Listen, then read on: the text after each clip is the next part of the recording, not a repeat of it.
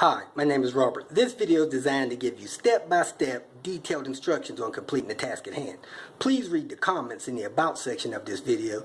It has valuable information and updates. My YouTube channel has a disclaimer video that I encourage you to watch. And please like, share, and subscribe. I hope you found what you're looking for. Thank you very much for watching. We're about to do an oil change on this 2013 BMW 328i. I believe BMW calls that a F30 twin turbo. Anytime you dealing with turbos, you want to use full synthetic oil. So we're going to change the oil and the filter. These are all the tools and supplies I use to do the oil change. You could use a jack and jack stands if you want, but I just use ramps. Anytime you use ramps with a vehicle that's rear wheel drive, you got to remember when you're going up on the ramps, you really can't use your brakes or you'll make the ramps move. So I got the ramps, something to catch the oil. I got the new oil drain plug. 6 quarts of oil. You should need just a little bit less than 5.5 quarts. I got the torque gauge for the lower torque. That bolt under the oil pan is 72 inch-pounds or 6 foot-pounds or 8 newton meters. I got the oil filter wrench, 10 millimeter hex for the oil train bolt, the ratchet wrench, really small screwdriver or pick to get the seals off the oil filter housing, a funnel, and a bigger torque wrench for the oil filter housing around 25 newton meters. And of course rags and gloves. So that's all you need to do this oil change. Anytime you're doing an oil change on a car that has a turbocharger, this one is twin turbos, you have got to have full synthetic engine oil. Don't go nothing less than full synthetic. Now we're going to check the oil level. So you have your screen up here. You come down here and you hit menu. And when you hit menu, you get this screen right there. You turn the knob clockwise until you go to vehicle info. Once you get to vehicle info, you push the middle of it to select it. Once you do that, the screen changes.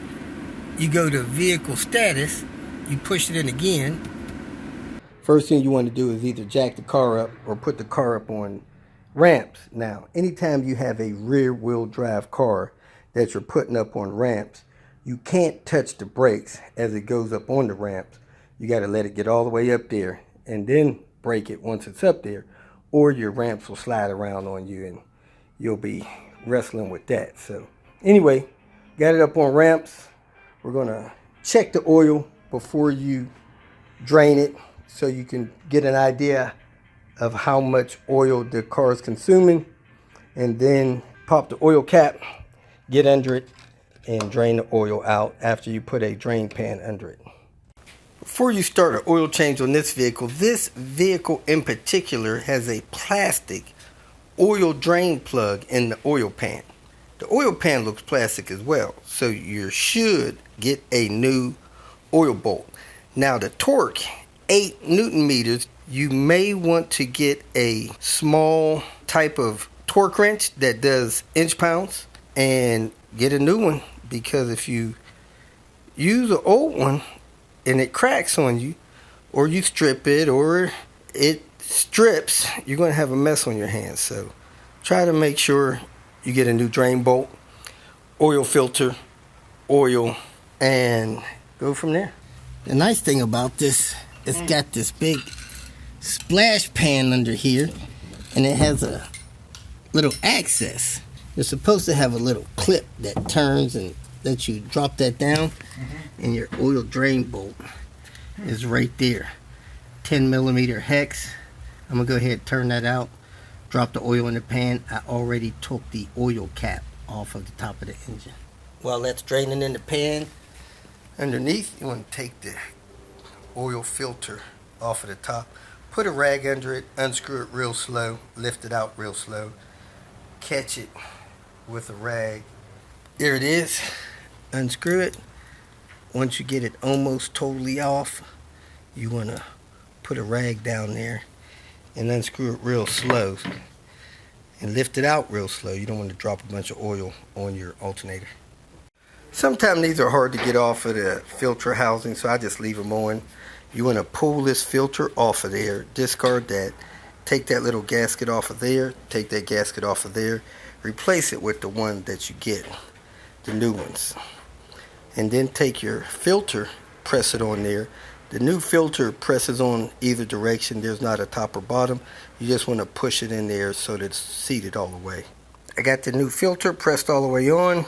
I got the new gasket on there. I used some of this oil that was in the pan to lubricate that gasket and that gasket. Pressed it all the way on. Now we're ready to set this back on the engine and screw it in. 25 plus 5 Newton meters. That's about 18 foot-pounds. I did get a couple drops of oil down there, so I'm going to wipe that up with the rag. And I got my torque wrench here that's capable of inch-pounds.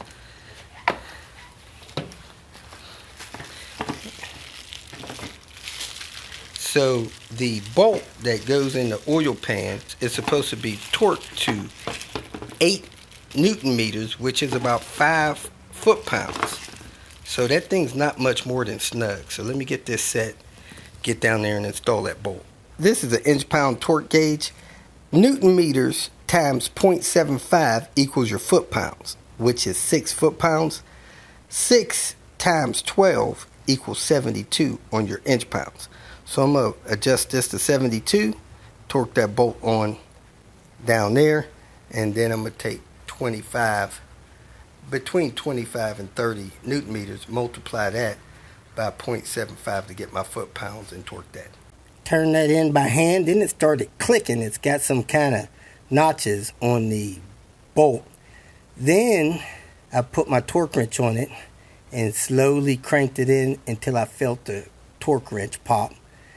And that's it. 72 inch-pounds, 6 foot-pounds. Should not leak. I closed that little door. It's got a way you could keep it closed even though it don't have the latch on it. So we should be good to go. We're ready to add 5 quarts of oil, run it for a few minutes, let it sit for 5 or 10 minutes, then check the level, and then top it off if need be. The instructions we read claims that it takes 5.3 quarts.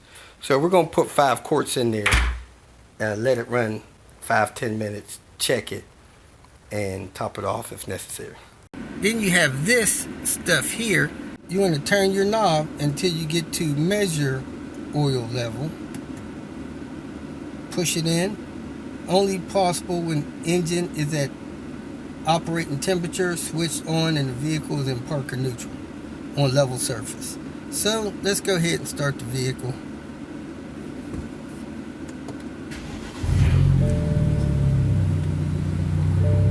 We're in park. The engine temperature is not as high as it should be. It should be up a little bit between 160 and 250. But let's see if it gives us a measurement anyway. I'm going to hit enter and see what it does.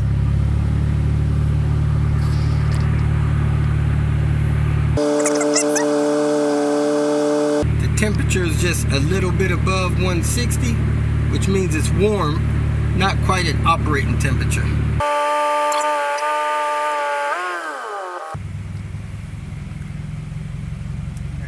Look like you hit a button. Oh, I cut the AC off and it shut it down. Let's try it again. Maybe it told us if we didn't look in time. You were watching it? When you hit a button, it turned off. Okay.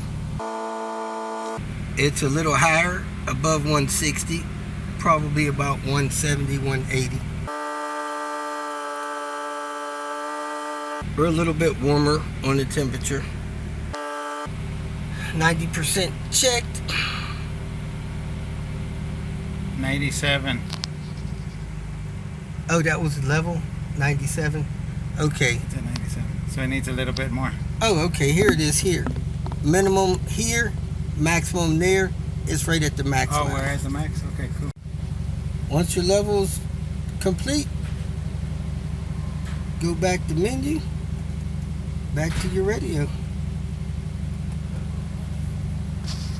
If you feel that this information was useful, please like it and share it with your social media friends. You can subscribe to my channel so that you will get notifications of future videos that I post. You can follow me on Twitter, and if you need to contact me directly, please visit my website. And if you have any questions, leave them below, and someone or myself will reply to them. Again, thank you very much for watching.